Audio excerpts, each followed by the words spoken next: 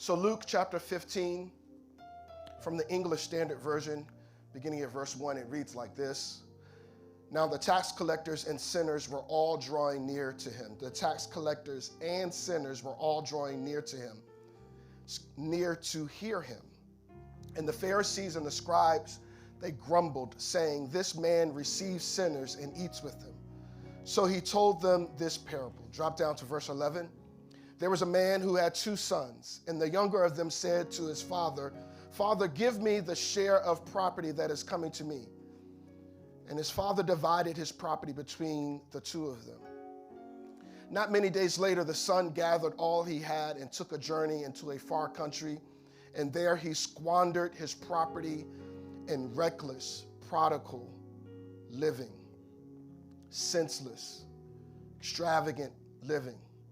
And when he had spent everything, a severe famine arose in that country, and he began to be in need. So he went and hired himself out to one of the citizens of that country, who sent him into his fields to feed pigs. And he was longing to be fed with the pods that the pigs ate, but no one gave him anything. But when he came to himself, he said, "How many of my father's hired servants have more than enough bread? But I perish here with hunger. I will arise and go to my father, and I will say to him, Father, I have sinned against heaven and before you. I am no longer worthy to be called your son. Treat me as one of your hired servants, because that's all I deserve. I don't even deserve that." And so he arose and he came to his father, but while he was still a long way off, his father saw him, felt compassion, and his father ran and embraced him and kissed him. And the son said to the father, "Father, I've sinned against heaven and before you. I am no longer worthy to be called your son." But the father said to his servants, "Bring quickly the best robe and put it on him. Put a ring on his hand and shoes on his feet, and bring the fatted calf and kill it, and let us eat and celebrate. For this my son was dead and is alive again. He was lost and is found." And they began to celebrate. Now his older son was in the field, and as he came and drew near to the house, he heard music and dancing, and he called one of the servants and asked what these things meant. And he said to him, "Your brother has come, and your father has killed the fattened calf because he has received him back safe and sound." But he was angry and refused to go in. His father came out and entreated him, but he answered his father, "Look, these many years I have served you. I've never disobeyed your command. And yet you never gave me a young goat that I might celebrate with my friends. But then this son of yours came, who has devoured your property with prostitutes, and you killed the fatted calf for him." And he said to him, "Son, you are always with me, and all that is mine is yours. It was fitting to celebrate and be glad, for this your brother was dead and is alive. He was lost and is found." The word of the Lord is blessed. You may be seated. Speak now, for your servants are listening. For the sake of a title, I will title our sermon from this passage on this morning, A Dad's Response. A dad's response, perhaps even a dad's loving response. On January 13th, 2012, a massive cruise ship with more than 4,200 passengers and crew on board was sailing off the coast of Italy on a tour of the Mediterranean Sea. And Brother Nigel, you can push the temperature up some more, maybe to 73 or 74. I'm happy that the air conditioner works because it's going to be 100 degrees next Sunday. But they were on this cruise ship, 4,200 people on board in the Mediterranean Sea. And when the captain, he deviated from his planned course, and he caused the ship to strike a reef near the shore. And because of this, the ship started to take on water and eventually began to sink. And under these dire circumstances, the captain of the ship did the unthinkable. Captain Francesco Schettino abandoned his duty to the passengers and crew, and he quickly hurried to a life raft while many of the passengers were still about to sink on board of that ship. He left the ship instead of staying on board to make sure everyone on board could be rescued. Instead of going down with the ship, he left the ship and everybody on board to save himself. He was completely negligent of his responsibility as a captain, whose first priority is the safety of his passengers. As a captain, he is responsible for assisting every single person trying to get off that ship, and also to identify people who have been killed in the incident. But rather than assisting the others, it was clear from a recorded phone conversation with the local Coast Guard commander that Captain Francesco was only concerned about his own welfare and his own safety. On the recording, you can hear the Coast Guard commander repeatedly asking the captain for an update of the situation, asking, were there any women, children, or other people in need on the ship? And when the Coast Guard commander failed to receive a satisfactory answer, the Coast Guard commander ordered the captain to return to the ship. And here is what the captain said in response. You realize it's dark out there and we can't see anything. The Coast Guard official, you can hear him, his voice is starting to escalate because he is like, what is this captain doing? He begins to shout at the captain, you've been telling me that for an hour. Get back on board and help save those people. The captain was eventually arrested and prosecuted for his failure to do his duty that resulted in the deaths of more than 30 people. Now, I know y'all are thinking that's an odd introduction to a Father's Day sermon, isn't it? However, while we are going to look at this dad's response to this son in this parable, I must not let us off the hook in reminding us about the focus and the force of this parable and the reason why Jesus told this parable in the first place.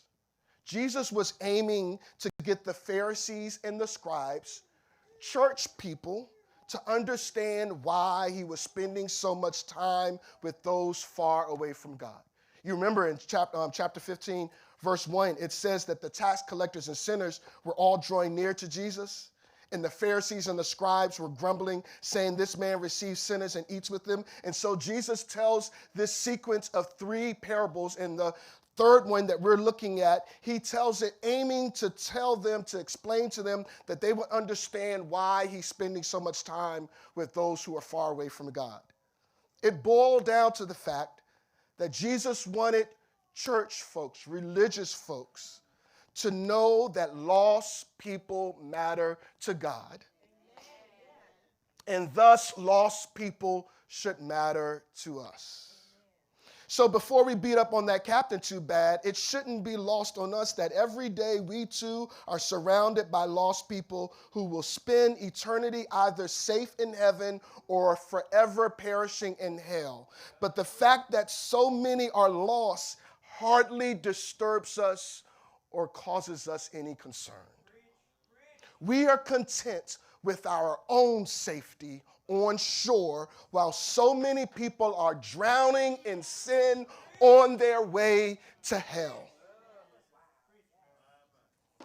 We are hardly concerned that there are people all around us, our neighbors, our coworkers, our family members, people all around us who need to hear that Jesus saves sinners, that he came to die to save us from our sins, but we do nothing about it.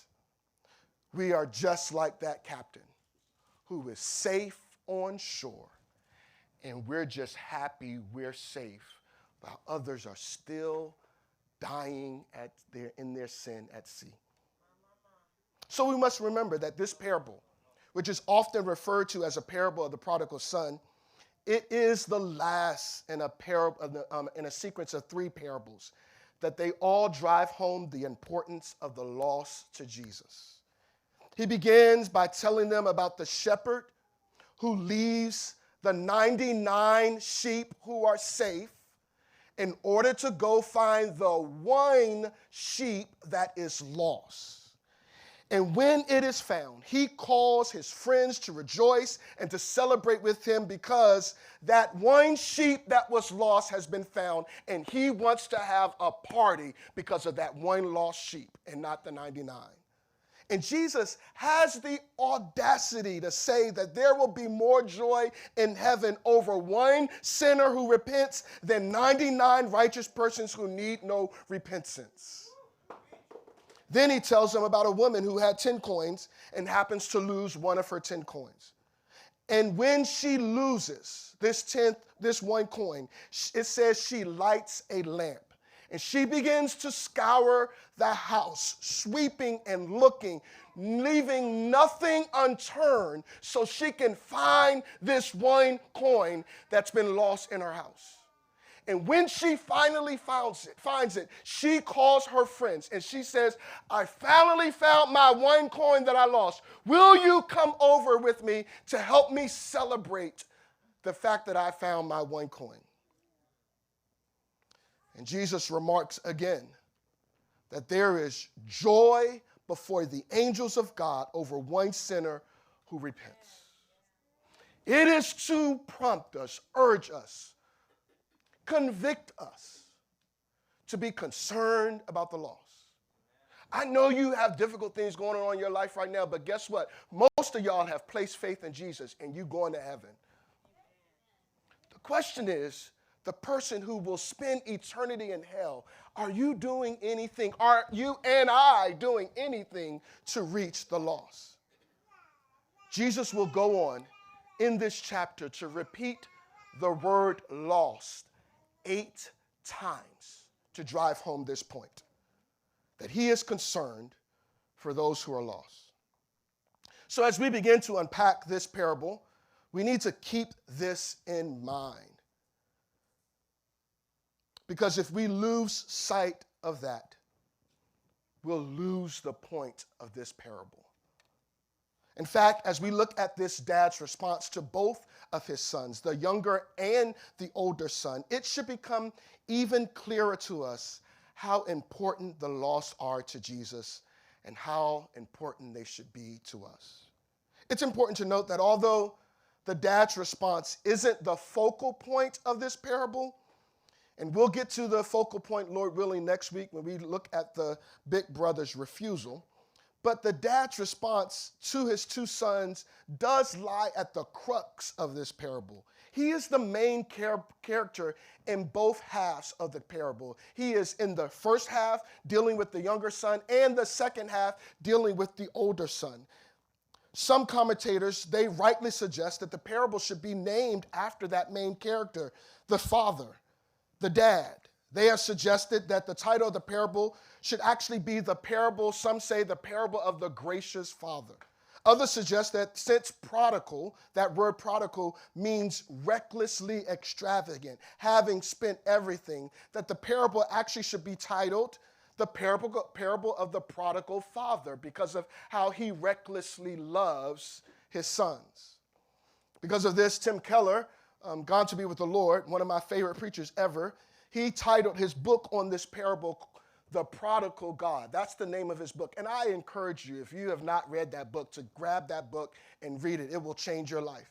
But he titles his book on this parable, The Prodigal God. I actually believe a good title for this series that we started last week could be A Dad's Reckless Love for His Two Sons.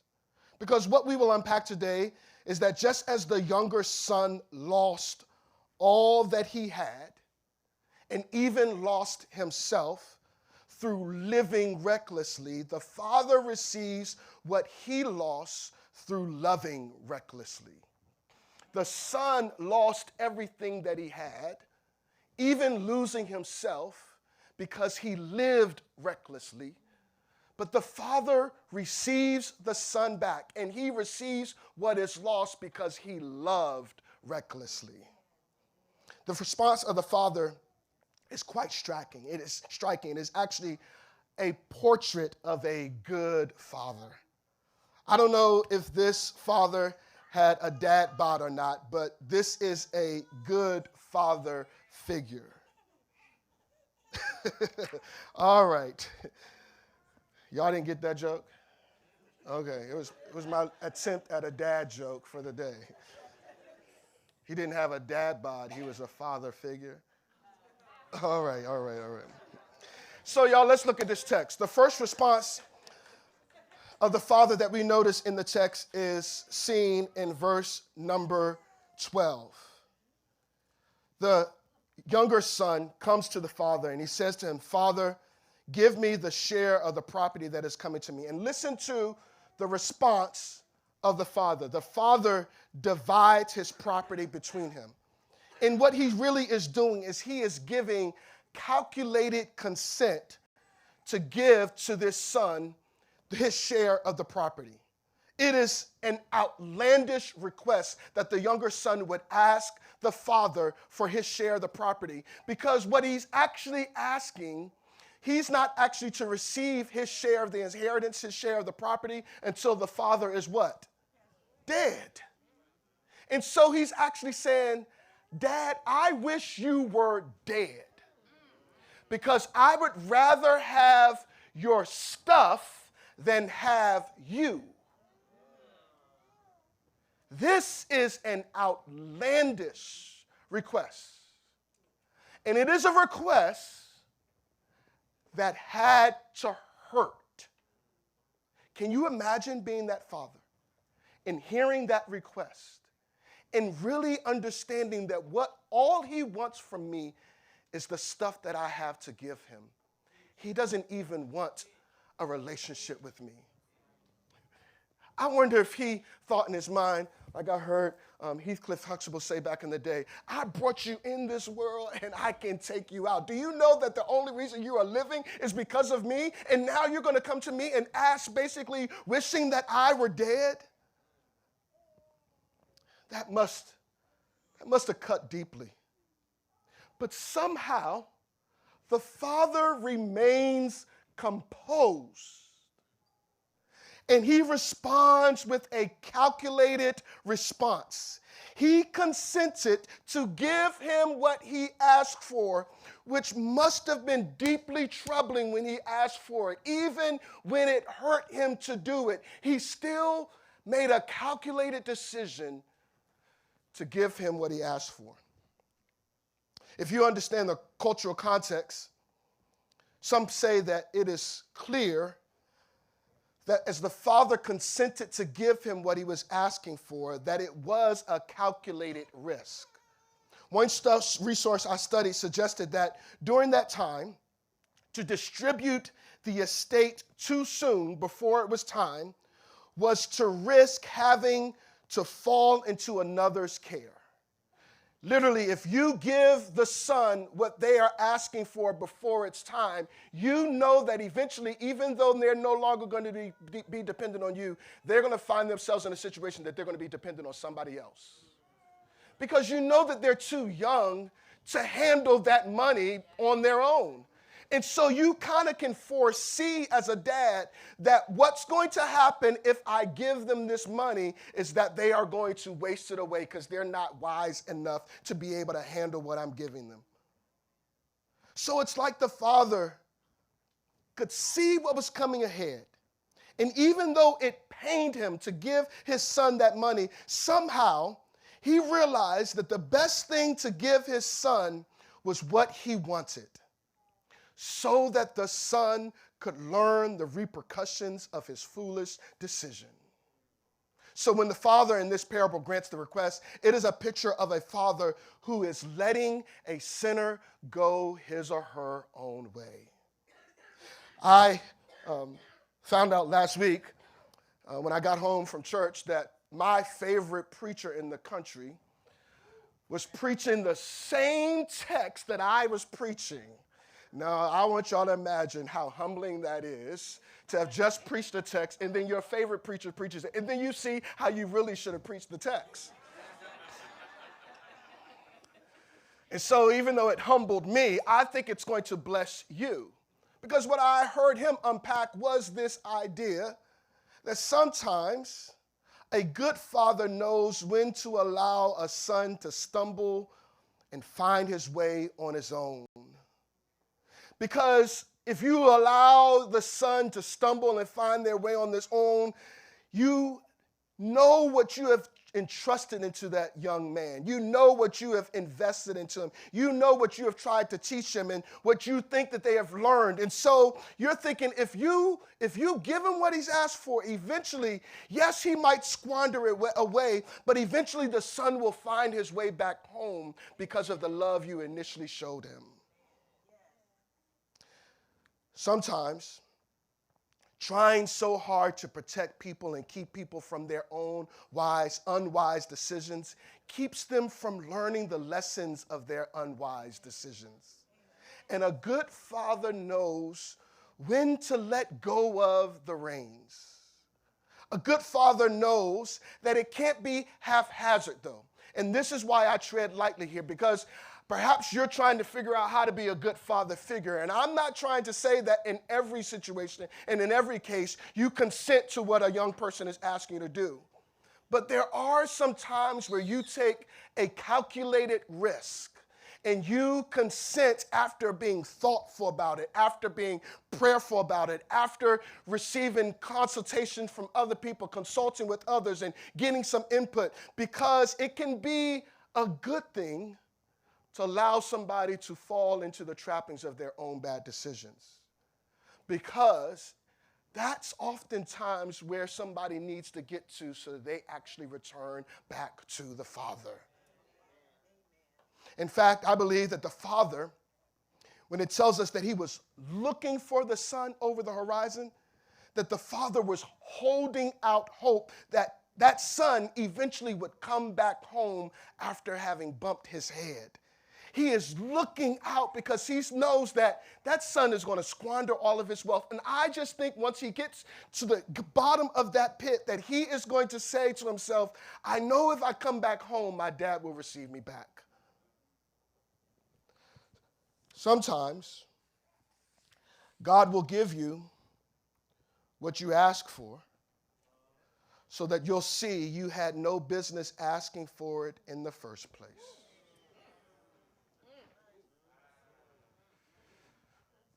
I've told this story several times. One night I stayed up praying all night long. I mean, I did not sleep. I got on my knees probably about 12 midnight, and I got off my knees at 6 a.m. And the Lord answered my prayer. And I am still dealing with the emotional wounds of that answered prayer even to this very day. Because sometimes God will give you what you ask for so you'll see that you had no business asking for it in the first place. Is there anybody else in here who knows that the best thing God has done for you is to allow you to realize how bad it can get outside of his covering and protection by giving you what you want? He'll let you experience it so that you'll come back home limping, with your tail tucked between your legs, but receiving you lovingly. My dad used to tell it this way as an illustration, that there was a man one day who had a dog. Be careful about getting those dogs. And this dog was running around in the yard, and he was trying to get the dog to come back in to come back in the house, and he would call out to the dog, and the dog would not respond. The dog would just keep running. He would call out again, even louder, and call out again, even louder. The dog would just keep running, just going around the yard. He could not get the dog to come back in. And then he picked up a stick. The stick was called, what was it, Pastor T.O.? Trouble. And he threw Trouble out. And the dog went and got Trouble. And once he got a hold of Trouble, Trouble brought him back in to the Father's house.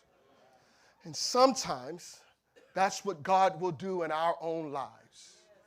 He sometimes has to use trouble to get our attention. That's why the psalm writer said it this way: it was good for me to be afflicted so that I might learn your decrees. The New Living Translation reads James 1 this way: when troubles of any kind come your way, consider it an opportunity for great joy. Why? For you know that when your faith is tested, your endurance has a chance to grow. So let it grow, for when your endurance is fully developed, you will be perfect and complete, needing nothing. See, sometimes God will allow trouble in our lives to get our attention. And he will make a calculated decision to consent to what we are asking for, because he knows once you get to the end of that street, you have no choice but to turn back around and come back to him. We live in a day and age where we have a thing called helicopter parents. Y'all heard of that? We used to grow up, I didn't have a car seat or a seat belt. And yet somehow I'm still alive today. I never wore a helmet when I went outside bicycling. Never. And you know, some of that stuff, perhaps that we should have done differently. But we are way too protective these days. And we don't give our children the opportunity to scrape their knees sometimes, bump their heads sometimes. It might be good for them to touch that hot stove so they'll learn not to touch it again. I looked it up. There's a psychologist who says the problem is that it's hard to keep in mind, listen, y'all, it's hard to keep in mind all the things kids learn when they are not guided by each step. Failure and challenges teach kids new skills, and most importantly, teach kids what to do when they fail. One of the things that my dad taught me that I'm grateful for is that he gave me room to fail. And I say that treading lightly again. But I remember one time I was helping out with youth ministry stuff, and we decided to have a service and take out all the chairs in the room, and everybody had to stand up. And we thought that this was going to be such a cool, novel idea. Everybody's going to be standing up the whole time. And it was good while we were having praise and worship. It was good while we were welcoming people. But then when somebody had to preach, we were like, what are we going to do now? Are we going to stand for the next 40 minutes? Y'all want to try it? No, it was a crazy decision. But I learned something in those processes of making mistakes, not getting it right all the time. And sometimes what God is trying to teach us is that, yeah, you asking for that? Do you really want what you're asking for? Okay, I'll give it to you. But I know that by giving it to you, it'll help you return to me. That's the first response that we see this dad give in this passage. But look at the second response of the dad that we notice. The first is that he consents to this request. But the second response that we notice in verses 20 through 24 is a confounding compassion that he gives to his younger son. Look at verse number 20. The son has hit rock bottom already. He has come to himself and he has said, I can go home and at least work for my dad. And so he's on his way back home. But while he was still a long way off, those words right there, I don't know why they capture me so much. It's that he's not even close yet. But the father is already looking for him lovingly. He's still a long way off, and his father saw him. Here it is, and felt compassion and ran and embraced him and kissed him. He receives him back before the son ever gets his confession out. He gives him the embrace of love, of care, and of concern before the son says anything. It's because he is not waiting for the son to make a confession. He's waiting for the son just to return. And when he sees him return, he don't even really need his words because his action is speaking louder than his words. And so he just receives him lovingly, compassionately, and it is confounding. It does not make sense. You know why it doesn't make sense? This young man, when he left, he had shamed his father. He had embarrassed his father. He had hurt his father to his core. He was telling his father, Dad, I don't even care if you're dead. Just get me out of here. And when he returns, the father is composed enough to love him without him having to say sorry yet. That is confounding. That does not make sense. But here it is again. Even though the son went out and lost everything by living recklessly, the father returns and receives his son that was lost by loving recklessly. And what he does, it is to grip our hearts so, such that we see how extraordinary the grace and the love of God is, how expensive it is, how extravagant it is, how much it cost him. It was not cheap. He had to deal with his own emotions, y'all. Come on, y'all know how fathers can be when somebody does them wrong? When somebody talks back to them? When somebody mistreats them? When somebody makes them feel like they're not being honored or respected? Can you imagine how we would have responded to that situation? We would have had no words for that son. If there were words, they were going to be curse words. Those are the only words that seem to make sense in this situation. He had to be livid. But instead of being livid, he loves recklessly. He loves in a way that does not make sense. He loves in a way that is extravagant and expensive. Because whenever someone has to forgive someone else, it's expensive. See, we look at this and we marvel and we think like it was easy for him to forgive his son. We act like, oh, that's so wonderful of the dad, yay! But to forgive someone means that you have to absorb the hurt and the pain in order to forgive them. Forgiveness is not cheap, and we need to stop acting like it is. Forgiveness is not easy, and we need to stop trampling over it like it is. God calls us to forgive, yes, but it's not easy to forgive. It hurts to forgive. Tim Keller says, though, that the hurt of forgiveness is not as painful as the hurt of bitterness that will linger forever. And so the reason why we forgive, it's, yes, we talk about it in terms of what it releases for us, but that's a self-righteous way of looking at forgiveness. We forgive because God tells us to forgive and because we are forgiven by God. What this is illustrating for us is that the true father figure is God. The only person who could love like this is God. Because I want you to know this, that when you and I sin, whether you think it's a sin or not, when you and I sin, it hurts God. It was so back in the Old Testament that it says that God relented that he made man because of our sinful ways. He cast Adam and Eve out of the Garden of Eden because of their sin that separated him from them.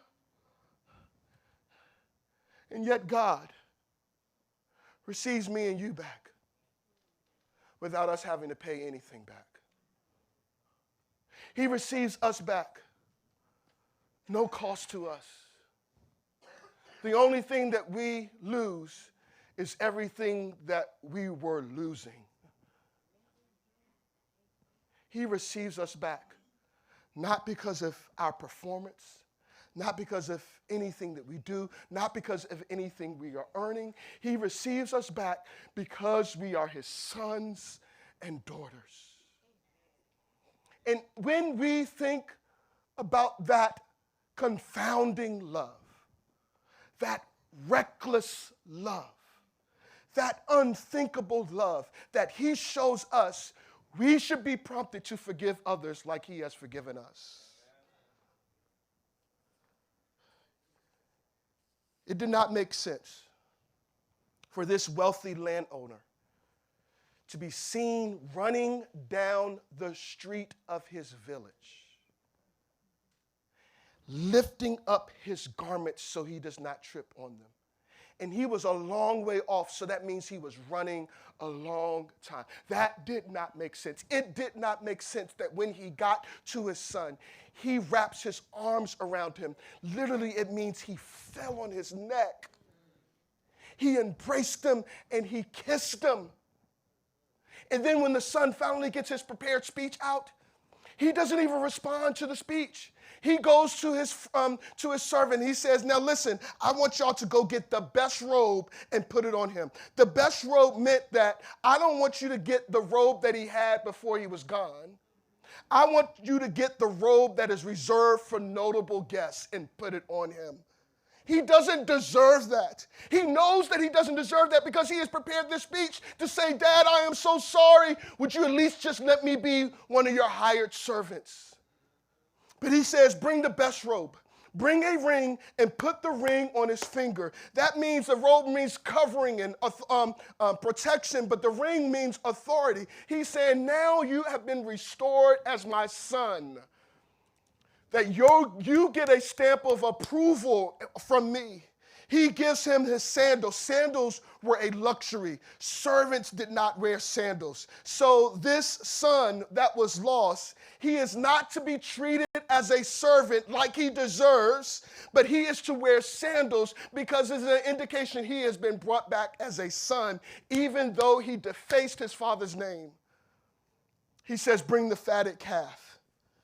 Fatted calves, they would bring, have a baby cow, and they would feed this animal and fatten it up for special occasions. And so y'all, they didn't kill the fatted calf just on a regular day. It was for special occasions. But this was a special occasion for this father because his response was reckless love.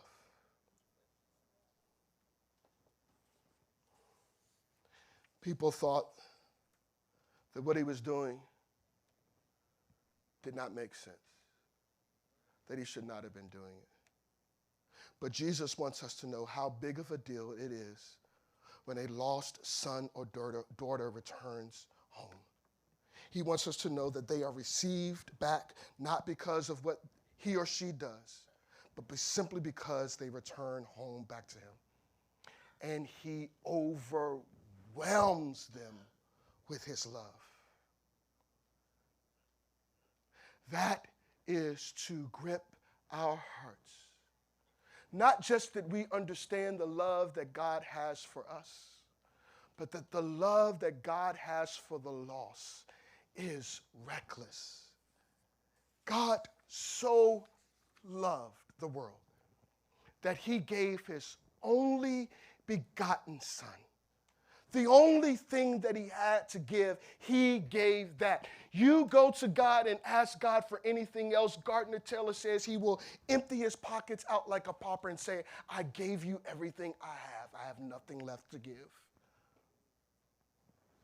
So we see this father responds with a calculated consent, with confounding compassion. But lastly, he responds by caringly confronting the older brother. Look at the response in these verses 25 through the end. The older brother's son was out in the field, and he came to draw near to the house, and he heard all of this music and all of this dancing. Y'all, they were dancing so loud that he could hear them dancing. And he asked one of the servants, what is going on? And the servant tells him, your brother has come home, and your dad, he started a party for him. In verse number 28, he was angry and refused to go in. But listen to the response of the father. His father came out and entreated him. This is interesting because what we see happening is that the father does not just go out to get the younger son, but the father also goes out to get the older son. He goes out, and when he leaves the banquet, you have to know in those times culturally, it was a disgrace for you to leave your banquet to go get a son, especially because the son was refusing to come in. The son was angry, but he keeps his composure in that he caringly leaves the party to go confront this older brother. And the son is angry. Can y'all just think how that conversation was going down? The son is literally letting the father have it. He says, look, these many years I served you. I never disobeyed your command. Yet you never gave me nothing. But when this son of yours, he doesn't even call him his little brother. He says, when this son of yours, who has devoured your property with prostitutes, you killed the fatted calf for him, how would most fathers have responded to that? Most fathers, hearing that type of anger toward them, would respond in a volatile way. But the father is able to check his emotions enough, to compose himself enough,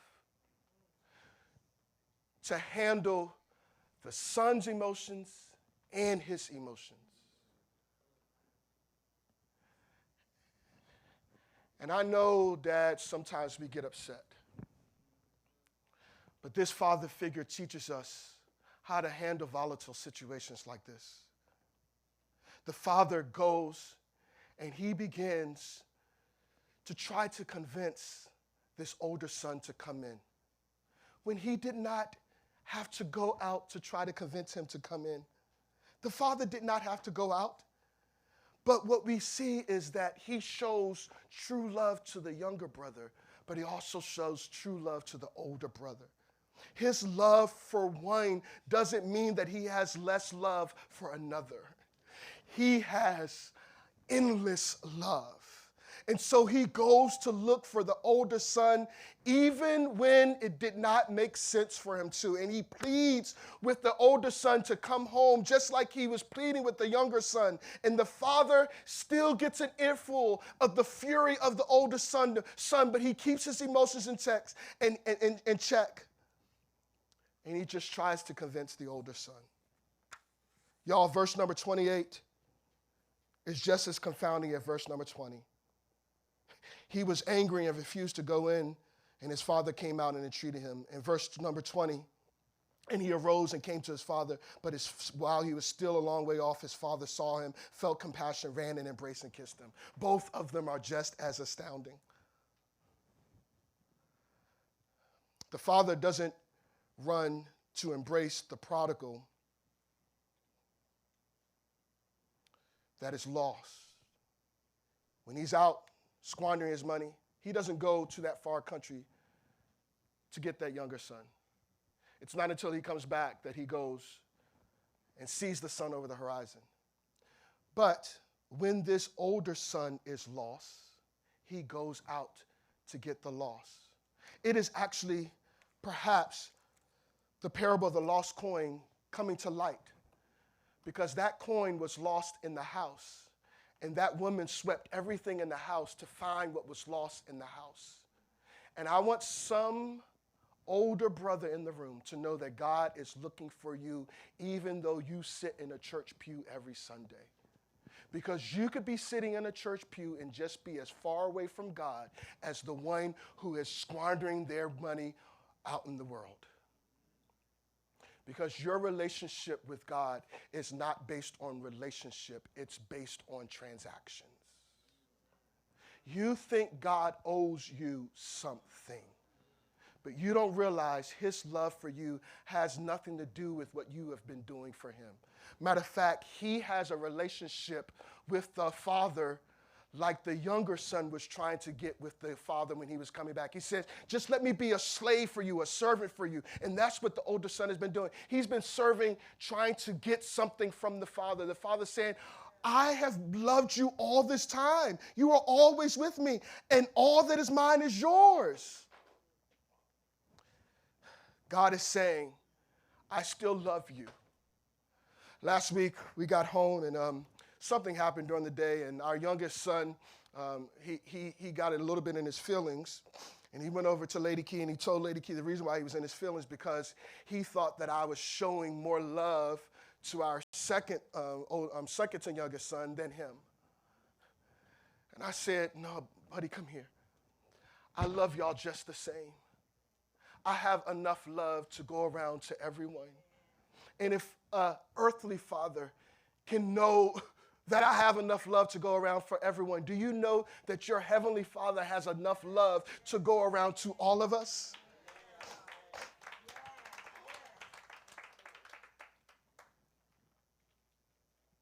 God can extend reckless love to us even in our own self-righteousness when we are offended by the love he has shown to the younger brother.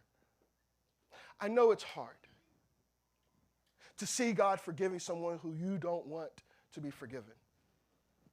But I want you to know that his grace is sufficient. His love is sufficient. And he is visiting you even in this story to let you know he still has love for you too. He still has reckless, abandoned love for you too. I know it might be difficult to see things playing out the way that they are, but guess what? He still loves you.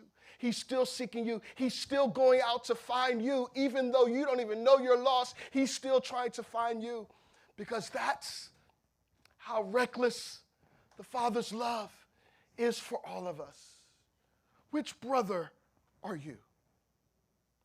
I don't care which brother you are. I want to let you know that God has an endless supply of love even for you.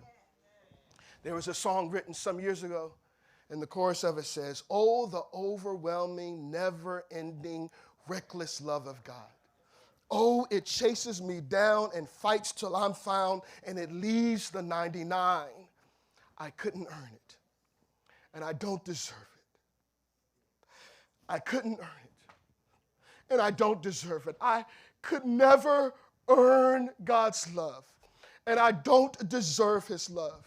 But still you give yourself away. Oh, the overwhelming, never-ending, reckless love of God.